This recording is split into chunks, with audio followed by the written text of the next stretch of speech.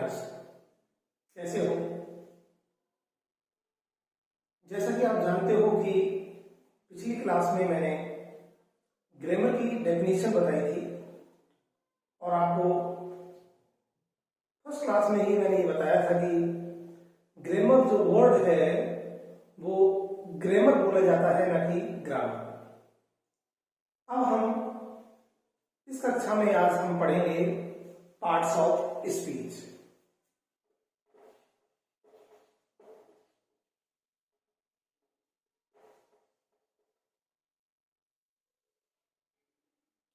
Parts of speech वैसे तो ये अर्ली क्लासेस में पढ़ाया जाने वाला टॉपिक है, फिर भी इस टॉपिक के बिना हम कभी भी इंग्लिश में कमांड प्राप्त नहीं कर सकते। तो सबसे पहले हम बात करते हैं पार्ट्स ऑफ स्पीच की, कि पार्ट्स ऑफ स्पीच क्या है। पार्ट्स ऑफ स्पीच के बारे में जब हम बताते हैं या बच्चों से पूछते हैं तो वो ये जवाब तो कई बार दे भी देते हैं, कई बार नहीं भी दे पाते हैं। तो संक्षिप्त रूप से हम ये कह सकते हैं कि पार्ट्स ऑफ स्पीच क्या है, कि पार्ट्स ऑफ स्पीच जो है वो क्लासिफिकेशन है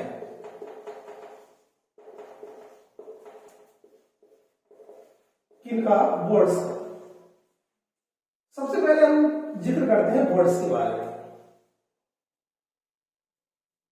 किसी भी भाषा में, चाहे वो हिंदी हो, इंग्लिश हो, सबसे छोटी इकाई, भाषा की सबसे छोटी इकाई जिसका कोई सार्थक अर्थ होता है वो होता है वर्ड। प्रत्येक भाषा के अंदर डिक्शनरीज होती हैं और डिक्शनरी भरी हुई होती हैं और उनमें वर्ड्स दिए हुए होते हैं। चाहे वो आप हिंदी की डिक्शनरी ले लीजिए, चाहे आप अंग्रेजी की डिक्शनरी ले लीजिए, उनमें बहुत सारे आपको शब्द मिलेंगे। लेकिन प्रत्येक जो शब्द है वो भाषा के अंदर, या यूं कह लीजिए आप किसी सेंटेंस के अंदर कोई अलग अलग कार्य करता है।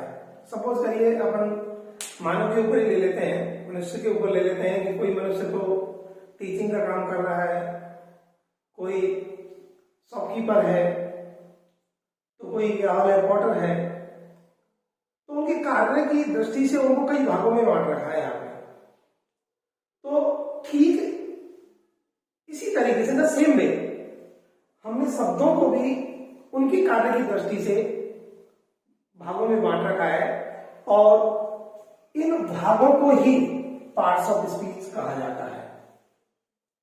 तो कई बार यह भी कह दिया जाता है कि क्लासिफिकेशन ऑफ वर्ड्स, कि शब्दों के क्लासिफिकेशन का अर्थ होता है वर्गों में बांटना। जैसे कोई बच्चा फर्स्ट क्लास में है, कोई सेकंड में है, कोई थर्ड स्टैंडर्ड में है, कोई फोर्थ में है, कोई फिफ्थ में है, कोई 10th में है, कोई 12th में है। ये क्या है? ये क्लासिफिकेशन ही है। और हम ये भी कहते हैं ये 10th क्लास का है, क्लास बोलते हैं आगे। क्लास से ही, क्लास जो है वो एक वर्ड, वो नाउन है, और क्लास से बना है क्लासिफाई, वर्गों में बांटना। और क्लासिफाई से ही बना है क्लासिफिकेशन, अर्थात वर्गों में बांटना। जैसे अपन हिंदी में एक शब्द में कह सकते हैं वर्गीकरण। तो जब शब्दों को उनके कार्य की दृष्टि से वर्गों में बांटा जाता है तो उस क्लासिफिकेशन को ही पार्ट्स ऑफ स्पीच कहा जाता है। लेकिन मैं दूसरे शब्दों में यदि कहूं तो ज्यादा बढ़िया यह है कि parts of speech are classified words. यदि हम सही तरीके से कहें, बजाय क्लासिफिकेशन ऑफ वर्ड्स के, हम ये कहें कि वर्गों में बटे हुए शब्दों को ही पार्ट्स ऑफ स्पीच कहा जाता है। अर्थात जब हम शब्दों के वर्गों के बारे में बात करते हैं कि ये शब्द वाक्य में क्या कार्य करता है, तो यूं कहा जाता है कि भाई ये इसका कौन सा पार्ट ऑफ स्पीच है। जब आपसे ये पूछा जाता है कि बच्चों बताओ कि रेड कौन सा पार्ट ऑफ स्पीच है, तो रेड एक वर्ड है, एक शब्द है। लेकिन यहां पर यह पूछा जा रहा है आपसे कि इस रेड जो है वो कौन सा फंक्शन करता है, क्या कार्य करता है ये, और जो ये कार्य करता है उस कार्य की दृष्टि से इसका क्या नाम दिया गया है। अर्थात जब इसे क्लासिफाइड किया गया तो इसका क्या नाम रखा गया? कॉमन तो सारे शब्दों को वर्ड कहा जाता है, मैंने कहा सारे शब्द वर्ड है, लेकिन बात यहां आ रही है कि जब वर्ड को ये पूछा जा रहा है कि रेट जो है वो क्या कार्य करता है और इसे हम कौन से वर्ग में रख सकते हैं और उस वर्ग का क्या नाम है, तो हम दूसरे शब्दों में ये कह सकते हैं कि रेट जो है वो कौन सी क्लास में आता है, इसका पार्ट ऑफ स्पीच क्या है। तो जब पार्ट ऑफ स्पीच पूछा जाता है तो ये समझिए कि इसकी क्लास पूछी जा रही है कि ये इसके वर्ग का क्या नाम है, तो हम कह सकते हैं कि एक नाउन है। तो ठीक यही मैं आपको बताना चाह रहा हूं कि जब हमसे कोई भी वर्ड का पार्ट ऑफ स्पीच पूछा जाता है तो पार्ट ऑफ स्पीच का मतलब यह है कि ये पूछा जा रहा है उसे कि ये शब्द कौन सी क्लास का है, कौन से वर्ग में आता है, उस वर्ग का क्या नाम है। तो हम ये कह सकते हैं कि parts of speech, parts of speech अर्थात क्लासिफाइड वर्ड्स, अर्थात वर्गों में बटे हुए शब्दों को ही पार्ट्स ऑफ स्पीच कहा जाता है। तो हम ये भी कह सकते हैं, अब आगे आगे जो हम चर्चा करते हैं तो ये भी कहा जाता है शब्दों को कितने भागों में बांटा गया है। तो शब्दों को 8 भागों में बांटा गया है। हमारे अंग्रेजी के अंदर शब्दों को 8 भागों में बांटा गया है, तो इट मीन्स कि हमारे अंग्रेजी के अंदर, इंग्लिश के अंदर जो शब्द हैं वो 8 ही कार्य करते हैं और उन 8 क्लासों में से, 8 कैटेगरी में से हर वर्ड जो है वो उन 8 कैटेगरी में से एक ही है। तो हम संक्षिप्त में ये कह सकते हैं कि parts of speech are classified words. अब ये क्लासिफाइड वर्ड्स हैं तो हमसे ये कहा गया कि क्लासिफाइड वर्ड के वर्डों को कितने भागों में बांटा गया, तो मैंने आपको भी संक्षिप्त में बताया कि वर्ड्स जो हैं वो can be classified into 8 classes, अर्थात 8 कक्षाओं में, 8 वर्गों में इन्हें बांटा गया है। और या शॉर्ट में हम ये भी कह सकते हैं कि पार्ट्स ऑफ स्पीच कितने हैं, तो आपको होंगे सब 8 हैं, 8 ही है साहब, 8 ही हैं। तो पार्ट्स ऑफ स्पीच जो है वो कितने हैं, 8 हैं, अर्थात शब्दों को उनके कार्य की दृष्टि से 8 भागों में बांटा गया है। और जब शब्दों को उनके कार्य की दृष्टि से 8 भागों में बांटा गया है, उन 8 बटे हुए शब्दों को ही पार्ट्स ऑफ स्पीच कहा जाता है और ये संख्या में 8 है। 8 कौन कौन से हैं चर्चा करते हैं। पहला पार्ट्स ऑफ स्पीच है नाउन, दूसरा है प्रोनाउन, तीसरा है एडजेक्टिव, चौथा है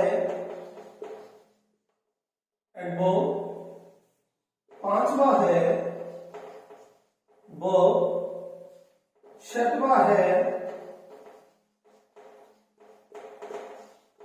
प्रपोजिशन, सातवां है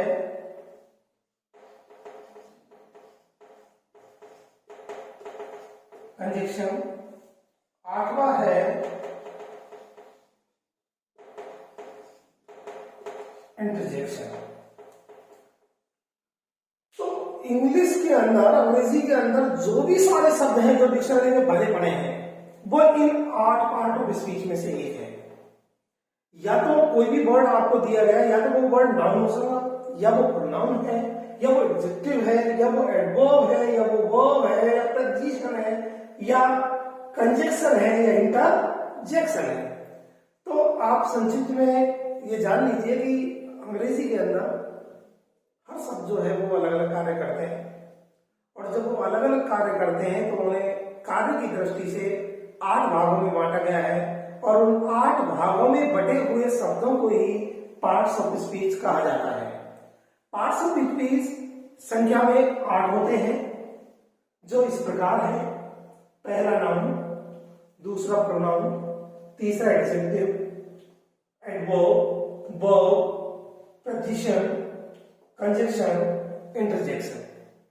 जिन्हें हिंदी में हम ये भी कह सकते हैं, नाउन जो है वो संज्ञा के लिए यूज होता है, प्रोनाउन सर्वनाम के लिए यूज होता है, एडजेक्टिव जो है उसका विशेषण होता है, एडवर्ब जो होता है वो क्रिया विशेषण होता है, वर्ब जो होती है वो क्रिया होती है, प्रपोजिशन जो होते हैं वो संबंध सूचक अव्यय होते हैं, कंजक्शन जो है जिन्हें कनेक्टिव के नाम से भी जाना जाता है, जिन्हें कनेक्टिव के नाम से भी पढ़ाया जाता है, तो कनेक्टिव जो होते हैं वही कंजक्शन होते हैं, और कंजक्शन जो है वो कनेक्टिव है, लेकिन मूलतः कंजक्शन नाम दिया गया है पार्ट्स ऑफ स्पीच में।